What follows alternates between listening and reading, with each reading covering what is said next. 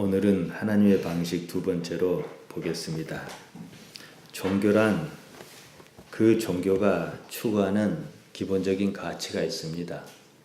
이를테면 불교는 인연을 말합니다. 모든 것이 있다가 없다는 겁니다. 지금 현실의 형편은 지난 삶 때문이라고 합니다. 그것을 옳게 여기면은 그것이 맞다 싶으면은 교회할 필요 없습니다. 절에 가면 돼요.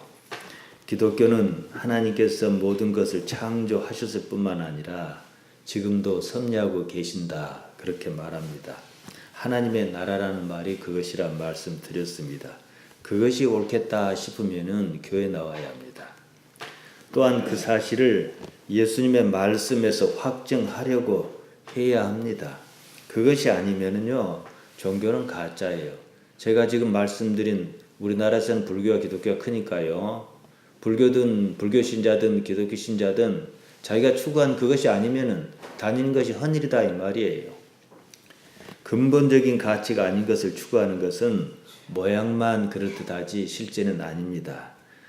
그러니까 우리는 적어도 일주일마다 규칙적으로 교회를 다니지 않습니까? 한 번씩은 내가 왜 예수님을 믿지 하고 물어봐야 해요. 또 교회 나올 때마다 나는 지금 왜 교회에 가지? 라고 따져봐야 합니다. 그래야 방향이 흐트러지지 않아요. 주변에는 시끄러운 교회가 있습니다. 서로 막 이파저파 갈려 싸우고 야단이에요. 근본적인 문제 갖고 싸우는 경우는 없어요. 서로의 관심이 신앙의 근본적인 데 가 있지 않고 신앙과는 아무런 상관없는 데 가 있다 이거예요. 그러면은 침묵단체예요. 침묵단체가 무슨 영혼을 얘기하고 영생을 얘기합니까? 그냥 서로 어울려 모이고 놀자 좋자 이거지. 그거 아니겠습니까? 우리 신앙은요 삶의 방향을 이전에 우리가 생각했던 것과 다르게 바꾸자 이겁니다. 예수님의 방식으로 말이죠. 그것이 예수님을 믿는다 그 말입니다. 우리가 흔히 복이라 말하는 것이 있습니다. 돈 문제든 무슨 사회적인 문제든 그런 것입니다. 그조차도 신앙의 목적은 아닙니다. 과정입니다. 사람이 떡으로만 살 수 없습니다. 예수님께서 마태복음 4장 4절에서 말씀하셨듯이 하나님의 입에서 나오는 모든 말씀으로 살 것이라 그러셨습니다. 지금은 먹고 사는 문제가 우선인 듯 해요. 결국은요 말씀만 남습니다. 내 인생을 다하던 날에 무엇이 남느냐 그거라는 것이죠. 떡은 영원한 문제가 아닙니다. 당장은 필요하겠지만 그조차도 일시적인 현상입니다. 요새 왜 교인이 줄어듭니까? 떡 문제가 사라졌으니까 그런 점도 있어요.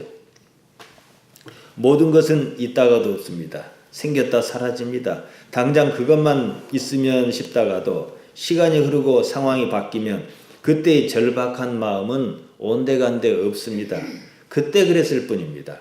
영원하지 않아요. 일시적인 현상입니다. 그런 줄 알고 초연한 마음을 가질 수 있다면 하는 것이 모든 신앙인이 가지는 근본적인 물음입니다. 우리는 예수님의 말씀에서 그것을 발견해서 깊이 알고자 합니다. 사실 그래서 여기 오셨잖아요. 신앙이 어렸을 때는 당장의 문제로 하나님을 찾습니다. 하나님께서 그 문제에 응답해 주십니다. 감사했어요. 어째서 그러셨겠습니까? 그 다음 단계로 나아가라는 것입니다. 항상 어린이로 있을 수 없습니다. 좋든 싫든 성장해야 합니다. 성장하였으면은 어린아이의 일을 버리는 것입니다. 바울도 고린도전서 13장 11절에서 그렇게 말했어요. 내가 어렸을 때에는 말하는 것이 어린아이와 같고 깨닫는 것이 어린아이와 같고 생각하는 것이 어린아이와 같다가 장성한 사람이 되어서는 어린아이의 일을 버렸노라. 신앙도요 나이라는 게 있어요. 한때 우리는 예수님을 병 고쳐주시는 분, 먹을 것 입을 것 해결해 주시는 분으로 소개했습니다. 지금 그런 것은 통하지 않아요. 언제까지나 그럴 수 없습니다. 어린아이의 일을 버려야 합니다. 보다 근본적인 가치, 영혼을 향한 그런 가치를 추구해야 해요. 삶이 뜻대로 풀리지 않고 퍽퍽할 때가 있습니다. 그것은 단지 하나님께서 어떻게 나타나시려는 것입니다. 요한복음 9장이 그것 말하지 않습니까? 태어나면서부터 소경이었던 사람이 있었습니다. 그의 불행이 누구 죄 때문인가 다들 궁금했습니다. 자기 아니면 부모 죄 때문일 것이라고 생각했어요. 그리고 예수님께 물어봤습니다. 예수님께 뭘 물어봤습니까? 부모 때문에 그러냐, 자기 때문에 그러냐, 이 둘 중에 하나 선택하라는 거예요. 근데 예수님께서는 그리 말씀하시지 않았습니다. 전혀 예상하지 못한 답변을 주셨습니다.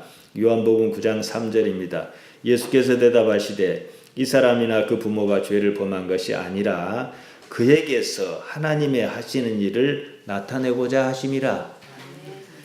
제자는 불행의 원인이 궁금했습니다. 그래서 여쭈었습니다. 예수님께서는 그러한 사람에게는 하나님께서 필요하시다, 그 사실을 말합니다. 나의 삶이 하나님을 필요로 하고 있는가? 내가 만약에 불행이라 할 만한 어떤 일을 겪고 있다면요, 다른 원인은 없어요. 생각할 것도 없어요. 있다 해도 필요 없어요. 그 일에 하나님께서 어떻게 나타나려 하시는가, 이 문제라는 것입니다. 사는 것이 어렵다면 하나님께서 필요한 상황이구나 하라는 겁니다.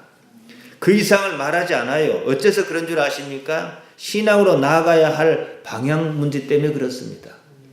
설령 그 문제가 무엇 때문에 있다 할지라도 그 한순간만 답이에요.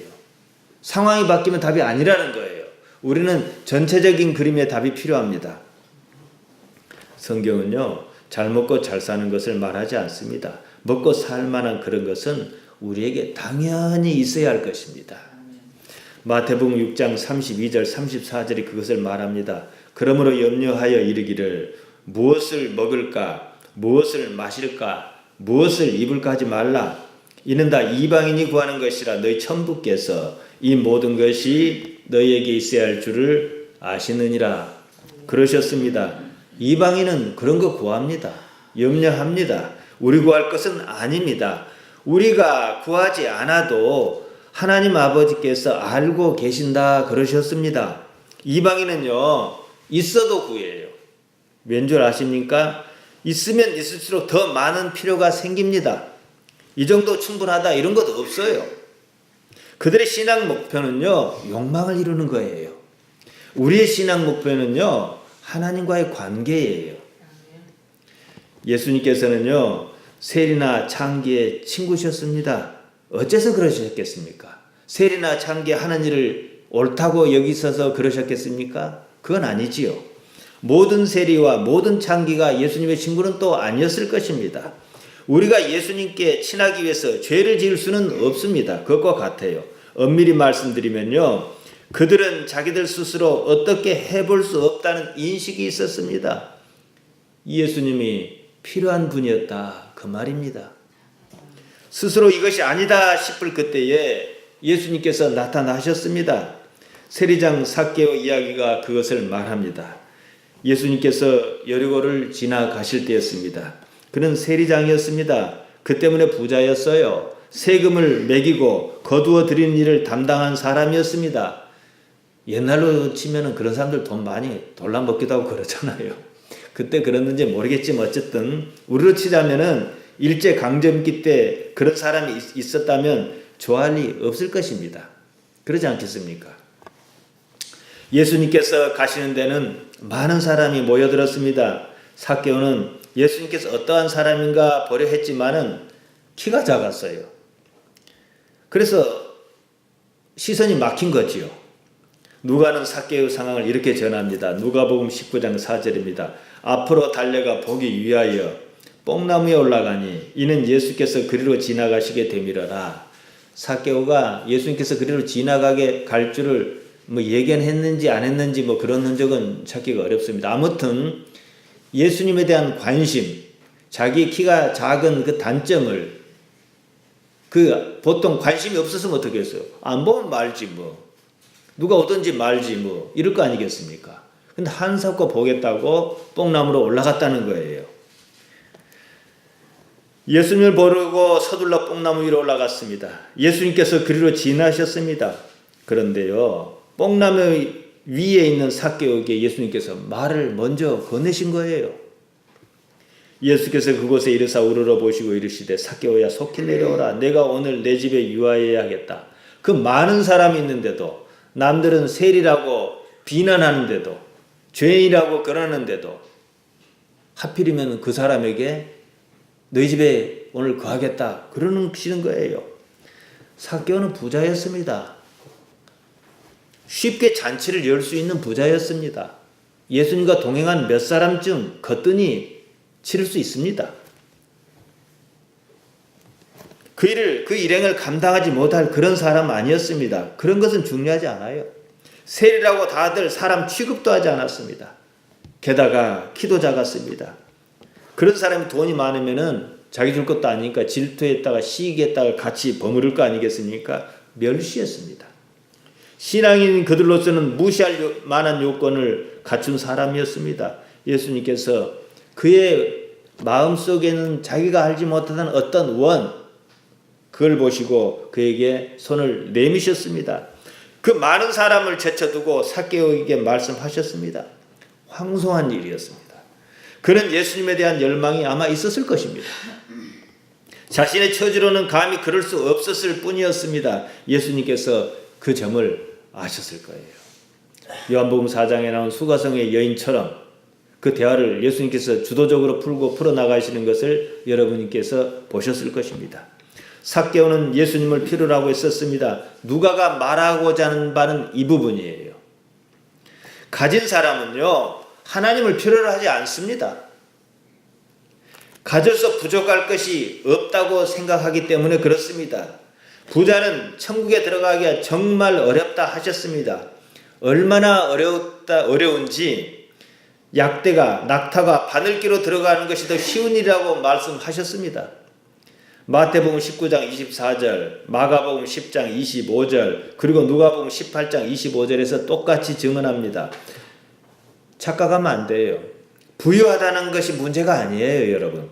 자신의 부유한 상황에 대한 인식이 문제입니다. 그 때문에 하나님을 찾을 필요가 없다라고 생각하는 거예요.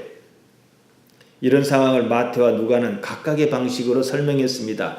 마태복음 5장 3절에서 천국은 심령이 가난한 자의 것이라 그랬습니다. 누가는 누가복음 6장 20절에서 하나님의 나라가 그냥 가난한 자의 것이다 그랬습니다. 천국 곧 하나님 나라는 하나님을 필요하다고 여기는 사람의 것이다 그 뜻입니다. 마음이 갈급해야 해요. 가난해야 해요. 내가 돈을 많이 가졌던 적게 가졌던 잘났던 못났던 하나님만이 메꾸실 수 있는 그런 여지가 내 마음에 있어야 한다 그 말입니다. 부유한 사람이냐 가난한 사람이 그게 아니에요. 똑같은 조건이면 물론 부유한 사람이 천국 가기도 어렵겠지요.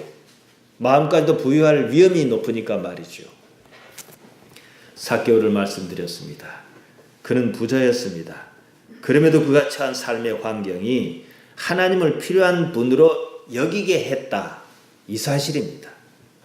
하나님께서는 당신을 필요하다고 여기는 사람에게 나타나 주신다는 것입니다. 이 문제입니다.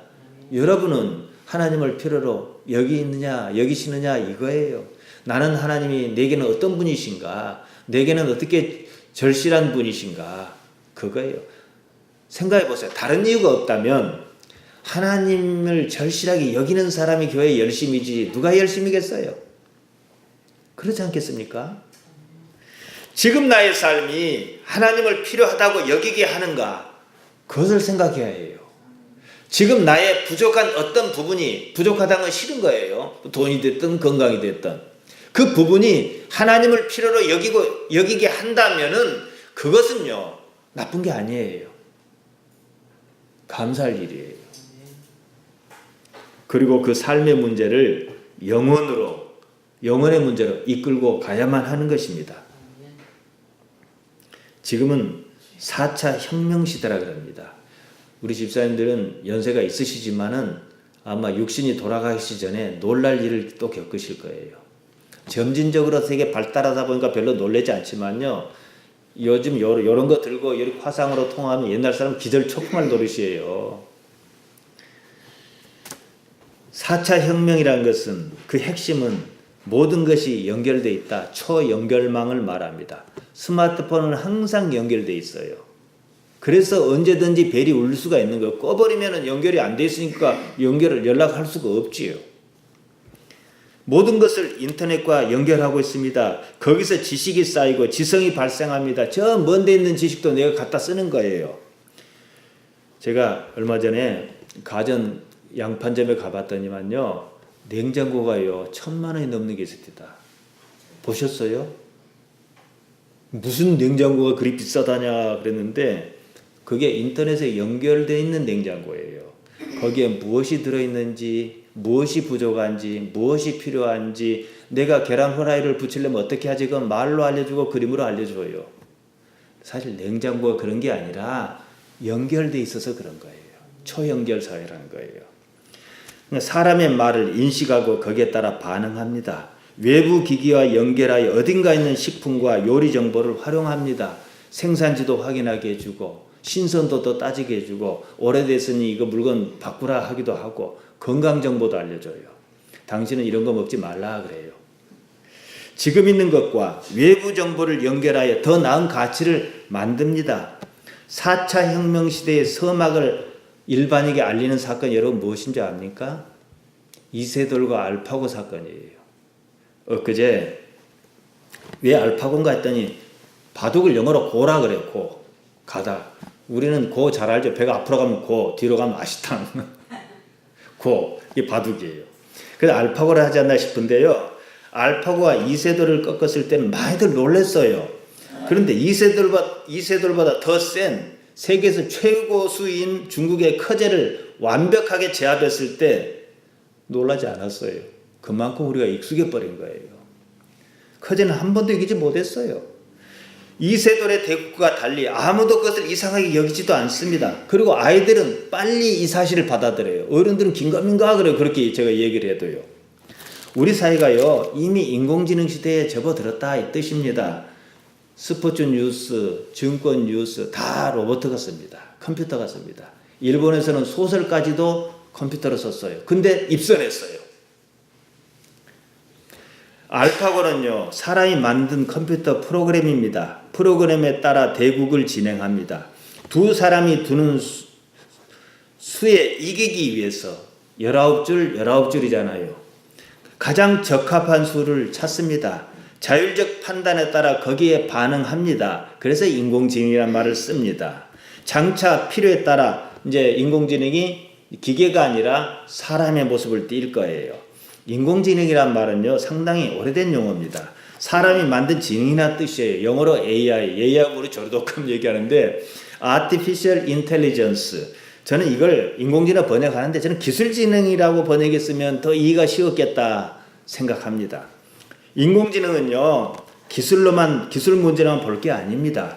철학적인 문제가 우선입니다. 지금쯤이면은요 인공지능과 관련해서 신학에서 다뤄야 합니다. 근데 제가 볼 때 안 그런 것 같아요. 여러분은 가장 앞선 설교를 지금 듣고 계십니다.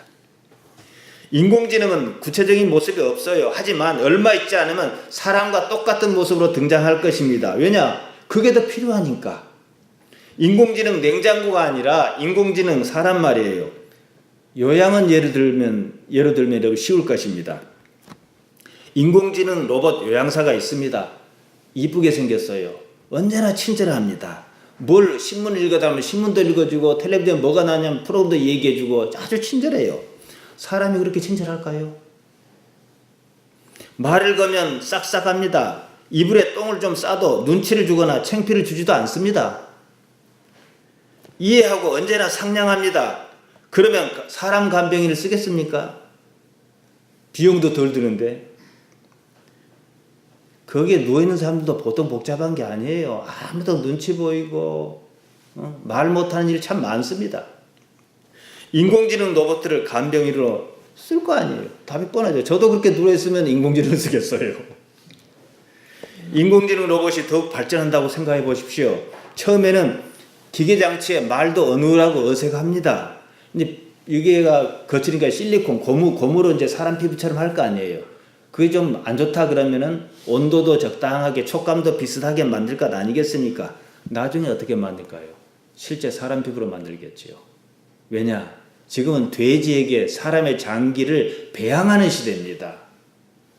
앞으로는 신장이 망가졌다고 남이 장기를 기증해 주기를 기다릴 필요도 없어요.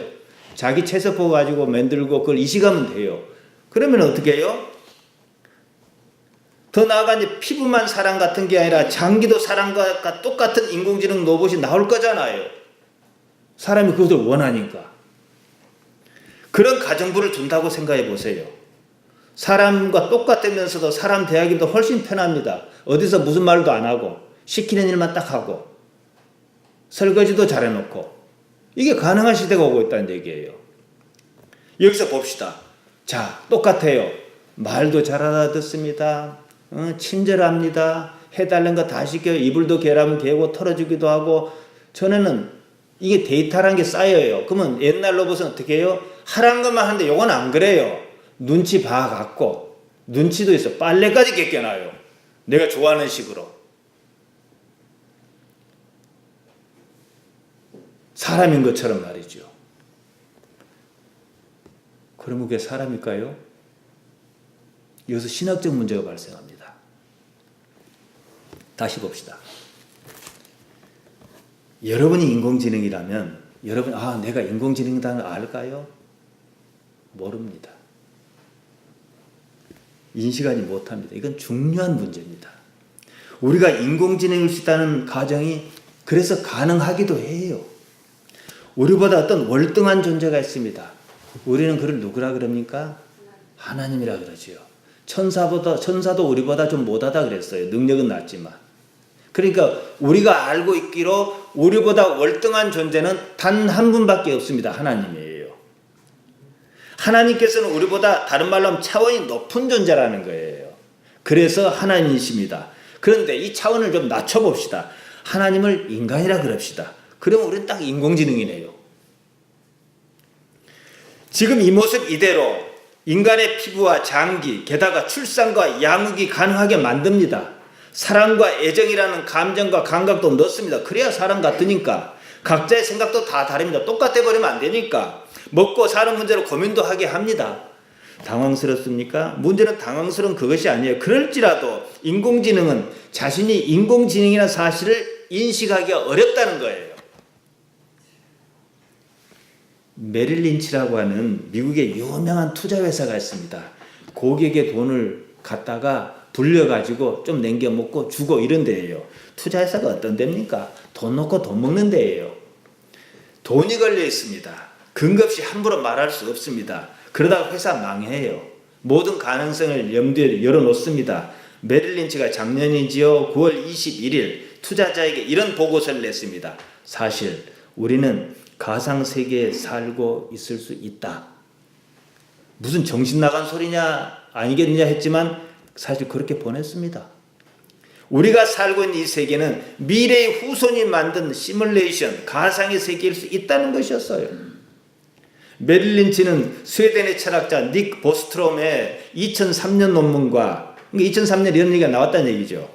테슬라 모터스의 최고 경제 일론 머스크, 스페이스 X라고 그 사설 개인 회사가 우주선 막 쏘고 하잖아요.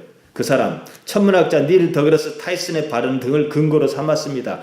우리가 매트릭스 그러니까 프로그램화된 것처럼 이런 가상세계에 살고 있을 확률이 20에서 50%에는 이른다 이렇게 분석했어요. 그러니까 실제로 더 높게 잡습니다. 메릴 린치는 또 2016년 4월 미국 자연사 박물관에서 과학자, 철학자 등 연구자가 모여 이 개념을 논의하였다고 덧붙였습니다. 미국은 과연 미국이구나. 거기까지도 생각하는구나. 이런 생각 들게 해요. 이어서 우리가 이미 수백만의 사람이 동시에 참가할 수 있는 사실적인 3차원 가상현실에 접근하고 있다. 그랬습니다. 인공지능, 가상현실, 컴퓨터의 발전으로 미래의 후손이 조상의 가상현실을 실행할 가능성이 충분하다. 이렇게 발표를 해서 고객에게 보냈어요. 제가 이 문제를 언급한 이유가 있습니다. 기독신학은요. 이 문제를 풀 수 있다는 거예요. 여기서 불교는 막힙니다. 어쩌면 삶은 인공지능의 세계인지 모른다고 그럽시다. 그러면 인간이 가장 궁금했던 삶의 불공평의 문제가 풀려버립니다. 지금 우리가 아는 현실로서는 삶의 불공평을 설명할 방법이 없어요. 왜 쟤는 이쁘게 만들었고 나는 왜 안 믿게 만들어놨냐? 왜 쟤는 부잣집에 태어나게 만들어놓고 나는 왜 가난지게 태어났냐? 설명할 방법이 없잖아요. 불교는 뭐랍니까? 전생하고 꼭 이 수평 저울 같으면 열로 누르면 요거 올라오잖아요. 전생하고 같이 맞춰버렸어요. 근데 시공간의 개념은 제가 자주 여러분께 말씀드렸죠. 인도의 현자, 우리가 부차라는 고타마 시타르타 또한 이 문제로 고민했습니다. 그가 깨달았다고 그럽니다. 바로 현실을 업으로 본 거예요. 그러니까 이 천칭과 같은 거예요. 지금 내가 이런 것은 과거에 이랬기 때문이다. 이래 본 거예요. 이래야 딱 맞으니까. 근데 우리 기독신앙은 그렇게 얘기 안 하고 있거든요. 그가 깨달은 것은요, 공평의 문제였습니다. 현실을 일단 업으로 보고 보니까 모두 공평한 거예요. 업 때문인데 뭐. 지난 삶이 지금 삶의 원인이었습니다. 그로서 일단 합리의 틀은 갖춘 것입니다. 우리 기독교는요, 그렇게 보지 않습니다. 그러면서도 아직까지는 명쾌한 답을 주지 않는다는 것도 또 문제입니다. 기껏해야 아까 제가 요한복음 9장에서 소경 얘기처럼 하나님께서 어떻게 나타나시기 위한 것이라 이 정도밖에는 답을 내놓지 않습니다. 다만 우리는 이렇게 말하긴 합니다. 하나님께서 이 세상을 창조하셨다. 그분께서 계획하신 대로 세상을 움직인다. 아무도 그 섭리를 벗어날 수 없다 합니다. 여러분 이 말에는 동의하시잖아요. 그렇다면 묻겠습니다. 우리는 하나님의 인공지능입니까?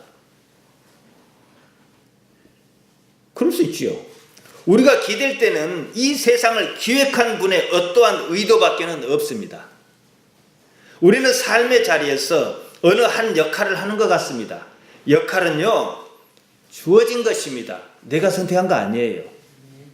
우리는 이렇게 태어나고 싶어서 이렇게 태어나지 않았습니다. 이렇게 살고 싶어서 이렇게 사는 것도 아닙니다. 선택할 수 있었다면 다들 좋은 집안에서 금수저 물고 태어났을 것입니다. 이렇게 불공평하다는 것 자체가 사실은요, 말이 안 되는 얘기입니다. 이것만 갖고 보면요, 절대로 시타르타를 넘을 수가 없어요. 그러지 않습니까? 나는 삶을 선택하지 않았습니다. 나는 이런 삶을 선택한 적이 없습니다. 상상도 못했습니다. 태어나고 보니까 이랬어요. 이런 줄 알았으면 태어나지 말 것을 그럴 기회조차 없었어요. 생각을 바꿔봅시다. 삶이 가상현실이라면 말입니다. 우리가 살고 있는 지금 인공지능의 세계라면요, 좋은 점이 있어요. 삶이 공평해야 할 아무런 이유가 없습니다. 그냥 이대로 이해가 갑니다. 누가 부자라 해도 배가 아프지 않아요. 그냥 역할일 뿐이니까. 애들은 이거 빨리 해요. 누가 나를 괴롭게 하면은 저거 프로그램상 저런 거야 하면 된다는 거야. 그거 좋은 방법입니다. 그런 역할을 할 뿐입니다. 부당한 대우를 받아도 전혀 억울할 것이 없습니다. 딱히 권력자여야 할 필요도 없습니다. 돈도 역할에 필요한 정도 외에는 그렇게 필요하지도 않습니다. 필요하다면 기획자가 줄 것입니다. 명예니 체면이니 그런 것은 당연히 의미가 없습니다. 우리는 우리가 맡은 역할을 할 뿐입니다. 인공지능이란 말 빼고 한번 들어보세요. 그대로 우리 신앙이잖아요. 그렇지 않습니까?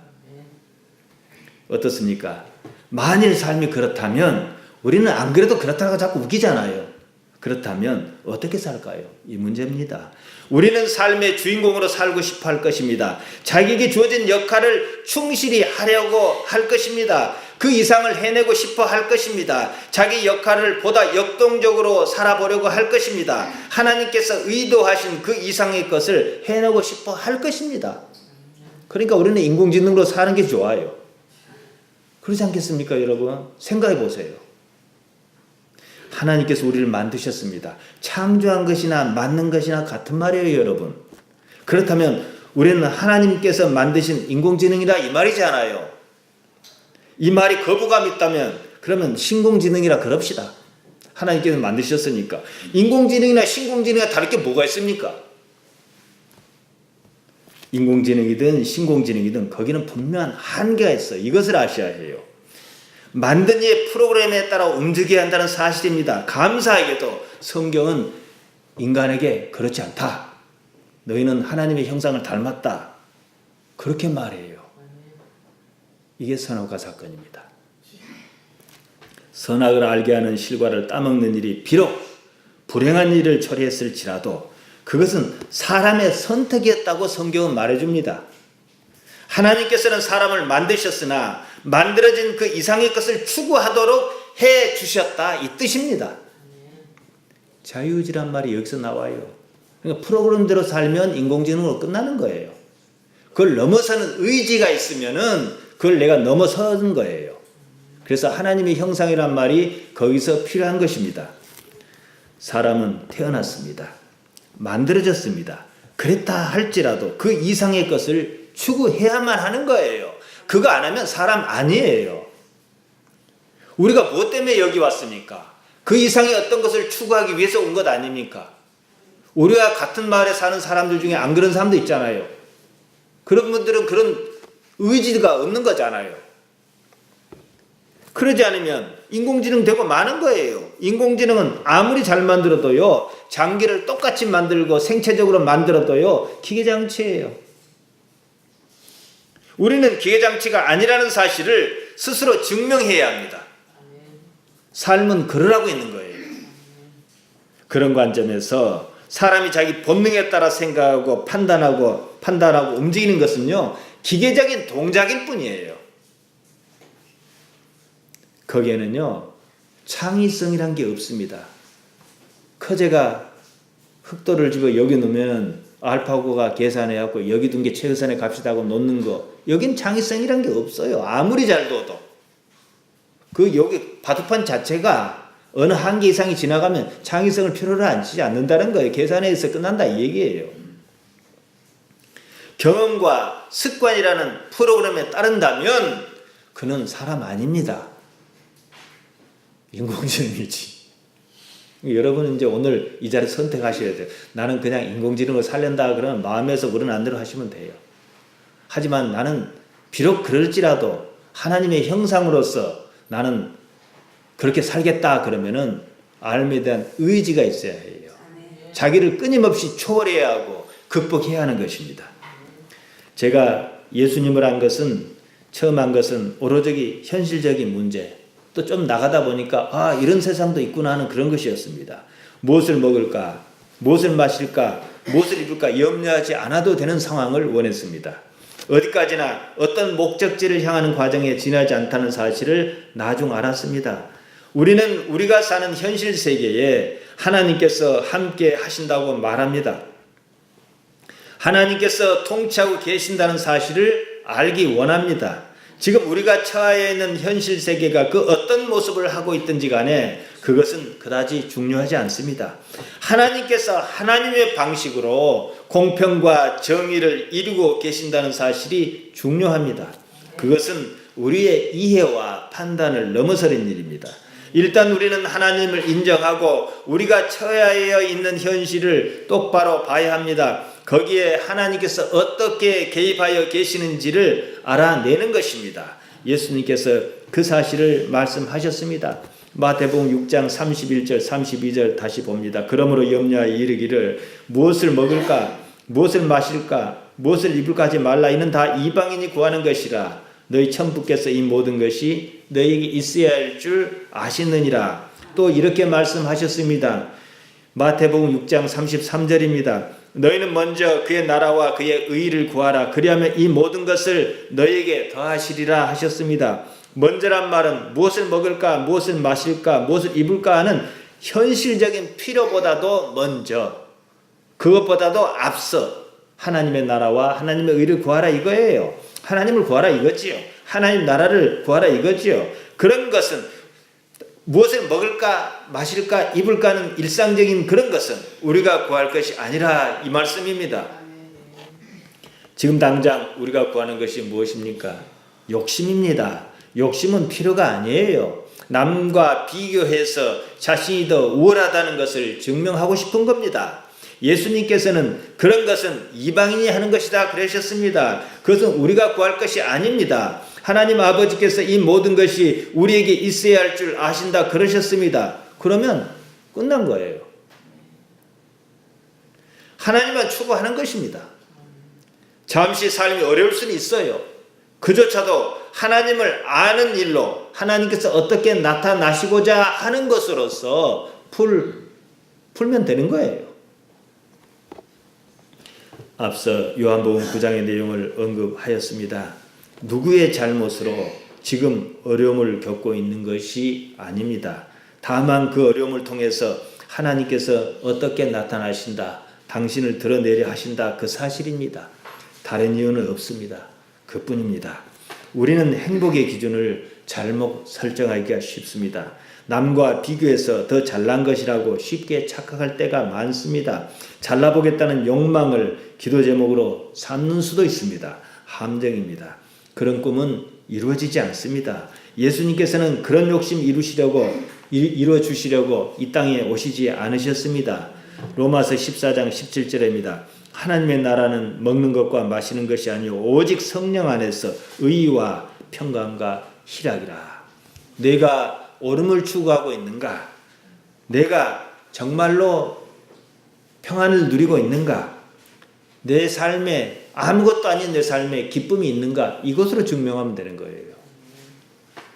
바울은 하나님의 나라가 그렇다고 분명히 했습니다. 행복은 그런 데 있지 않기 때문입니다. 자신의 마음이 먼저 행복해야 그 다음에 일이 순조롭게 풀립니다. 영혼 문제가 우선입니다. 영어에는요, 영혼, 마음, 정신 그런 것을 그다지 크게 구분하지 않고 막 섞었습니다. 구태여 구분할 필요도 없다고 생각이 듭니다. 우리는 예수님을 믿습니다. 우리에게 그런 믿음이 조금이라도 있다면 우리가 하나님의 자녀라는 뜻입니다. 아버지는 자녀의 어려움을 내버려두지 않습니다. 어떻게든 좋은 방향으로 풀어나가려고 합니다. 하나님께서 아버지시란 말은 우리의 어려움을 결코 모른 채 하시지 않는다 그 말입니다. 내가 어려움이 있다 그러면은 아버지께서 어떻게 하시려는가 하는 거예요. 하나님 아버지께서 이 모든 것이 우리에게 있어야 할 줄 아신다고 예수님께서 말씀하셨습니다. 하나님께서 알고 계시는데도 우리의 어려움이 여전하다면 거기는 그럴 만한 이유가 있을 거예요. 그래서 사도 바울은 감당할 만한 시험 외에는 허락지 않는다고 그랬던 거예요. 우리가 당면한 어려움이 지향하는 목표가 무엇이냐 그것입니다. 그것이 인생의 어려움에서 보다 쉽게 빠져나온 방법입니다. 병도요, 그 원인을 알면 치료가 쉬운 법입니다. 사람에게 고난이 있습니다. 흔히들 자신이 무엇을 잘못해서 고난을 당한다고들 생각합니다. 작은 틀에서 볼 때 그 말은 맞기도 합니다. 그러나 큰 틀에서 본다면 고난의 원인은 사람의 잘못에 있지 않습니다. 한사코 따지라면 하나님 잘못이죠. 하나님께서 이런 세상 만드셨으니까. 성경 그렇게 얘기하지 않지 않습니까? 그러니까 고난은 내가 무슨 잘못이다 이렇게 볼 이유가 없다 이 말씀입니다. 성경은 현실의 원인을 말하지 않습니다. 방법을 말합니다. 예수님께서 그 방법이시라는 거예요. 요한복음 16장 9절입니다. 죄에 대하여라면 저희가 나를 믿지 아니함이요. 다시 언급합니다. 죄라는 말은 번역한 말입니다. 원어의 의미로 이해해야 해요. 하마르티아입니다. 관역을 잘못 맞췄다 그겁니다. 사람이 잘못 사는 현실을 표현한 말입니다. 그것은 왜냐? 거기서 벗어나려면 예수님을 믿어야 한다 그겁니다. 예수님을 믿는다는 말을 다시 정의합시다. 예수님의 말씀을 믿는다는 것으로 함축할 수 있어요. 말은 그 사람의 생각을 담고 있습니다. 예수님께서 무슨 생각을 가지고 세상을 사셨는가? 그것을 우리는 따져야 마땅합니다. 그리고 우리 또한 그 생각으로 세상을 살아야겠다는 겁니다. 하나님의 나라죠. 하나님께 내 인생에 어떻게 관계하고 계시니까. 그러니까 우리는요, 모든 일을 보면 내가 아픈 일이나 하다못해 즐거운 일이나 농사 짓는 일이나 어떤 일에도 일은 하나님께서 어떻게 나타나시는가 하고 살면요, 신앙이 아주 성장합니다. 그리고 남이 알 수 없는 비밀을 갖게 돼요. 우리는 그걸 감동이라 그래요. 별것 아닌 것 같은데 하나님께서 내 아버지로 계시는구나 이걸 느낀단 말이죠. 정리하겠습니다. 하나님께서 지금 나의 현실에 살아계신다 그겁니다. 하나님께서 살아계시면요, 지금 내가 처한 현실을 모른 채는 하시지 못할 것 아니겠습니까? 아버지시잖아요. 모른 채 하시면 아버지 아니시죠? 그러면 우리가 예수님을 믿을 이유가 없지요. 거짓이니까 말이죠. 우리 신앙은 바로 하나님의 그러한 것을 알고자 하는 것입니다. 거기에 익숙하려고 합니다. 그래서 다시는 지난번과 같은 그런 삶을 살지 않으려는 삶의 방향 전환을 꾀하고자 합니다. 신앙은 하나님과의 관계입니다. 사랑도 관계예요. 삶에서 어떻게든 하나님과 관계를 지으려는 것입니다. 지금 사는 삶에 하나님께서 관계하여 계신다는 사실을 일단 인정하고 삶을 보시기 바랍니다. 그리고 여러분의 삶에 하나님께서 어떻게 나타나시는가를 주의 깊게 살펴보면서 좋은 신앙을 키워가는 여러분 되시기를 예수님의 이름으로 축복하며 부탁드립니다. 아멘.